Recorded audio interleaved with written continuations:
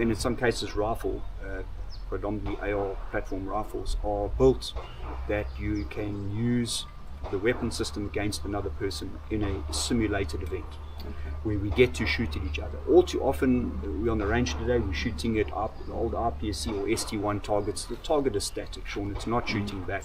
You can see where the holes are landing. You've been in training with me where we then cover the target with a t-shirt, but the target's still not moving. But training should get to a point where we are actually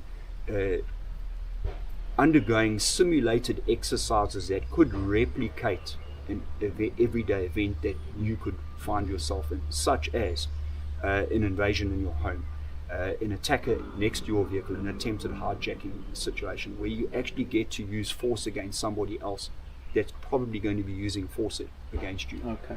So that exchange of violent encounter is actually role played out. And what that will do is that, God forbid never, should you find yourself in that type of situation, it will not be the first time you've experienced this, because you would have experienced it in training.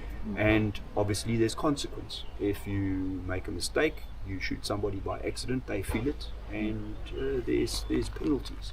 And if you get shot, you know that the techniques don't work, and you need to maneuver and engineer yourself around the techniques that have been taught and work within obviously your ability and capability to change that. So yes, I'm a big proponent of force on force and obviously scenario-based training. But getting back to the parasympathetic nervous system switch, there's a number of byproducts, both negative and positive. The positive ones are is that you obviously have this ability to perform at a higher degree of performance than what you would if you're not. Now what controls this is our past, our life's experiences, and there's a number of factors, and you can read up on it. It was primarily used in the sporting industry, but we've had to research it and we've had to include this in training. So when I've gone abroad, one of the biggest things that's discussed amongst trainers overseas is how do we include this into our training. Okay.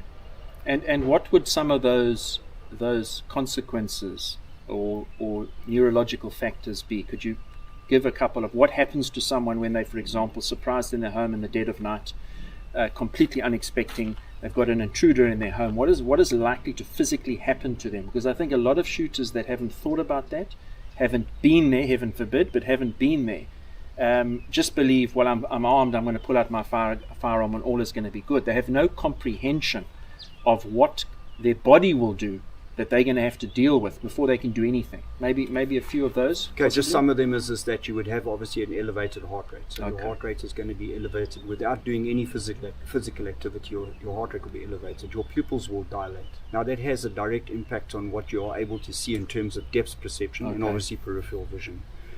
Besides that, your ability in terms of fine motor skill and coordination is going to deteriorate dramatically, because the body is now taking as much of its circulatory blood system away from your extremities and diverting it to the furnace to get ready for fight, flight, and hopefully not freeze. Okay.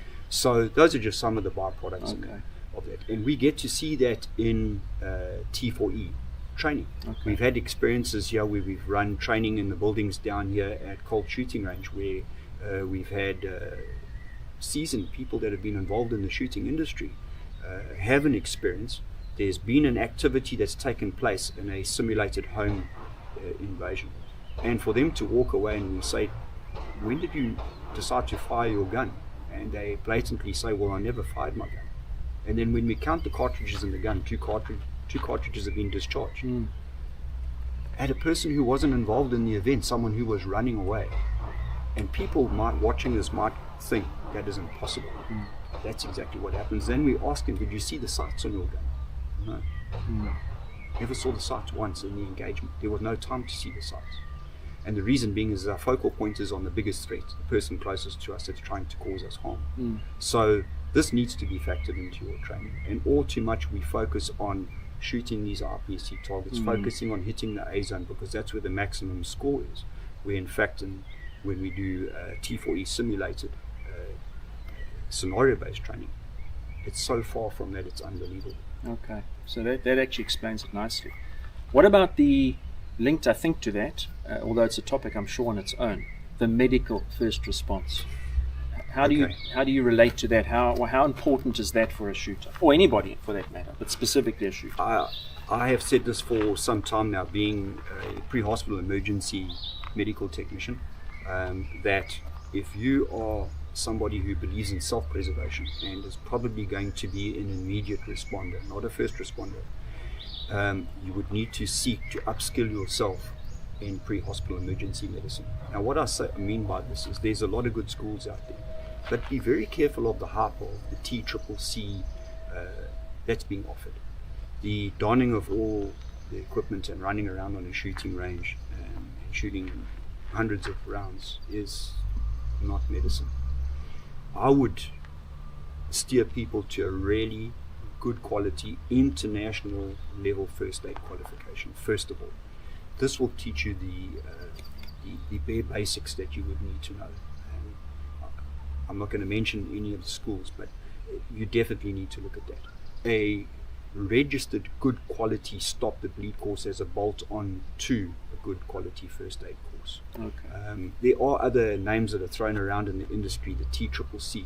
Those are primarily directed to somebody who's in a team and who is possibly assigned their role of a medic. And that deals with, it's good training, but it deals with one component of pre-hospital emergency medicine, and that's referred to as care under fire. Care under fire is the immediate medical treatment provided to somebody in that event whilst the exchange or the fight is in progress. Okay. It goes a little deeper than that. I want you to think about this. In South Africa, we have various pre-hospital emergency medical response businesses, besides the provincial or national ambulance service. The average waiting period in any built-up city at the moment can be anything up to 4 hours for a gunshot wound. So, or for a medical emergency. Let's just not talk about gunshot wounds as in totality. Let's talk about any medical emergency. A lot can take place in 4 hours. The average citizen now in South Africa is preparing that they are going to provide on-site treatment, stabilize the patient, and possibly even drive their own to the closest medical facility that is within reach of them. And that certainly speaks volumes for the farmers. Farmers are 2 hours away. In some instances, I've just come back from Rorke's Drift and Richmond and that, Itopo. You're an hour and a half away from definitive medical care. And what people need to understand is pre-hospital emergency medicine is not fixing the problem.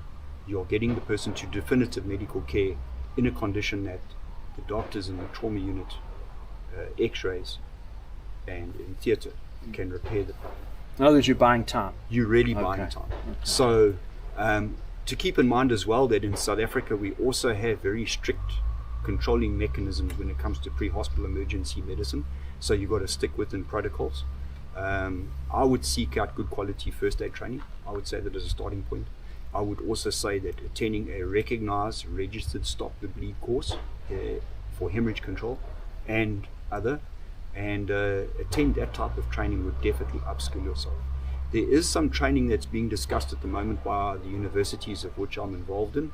Is a first responder course which is about to be launched, hopefully by the end of this year, early next year, which will provide additional skills which would normally be performed by a pre-hospital emergency medical technician, basic to intermediate life support level.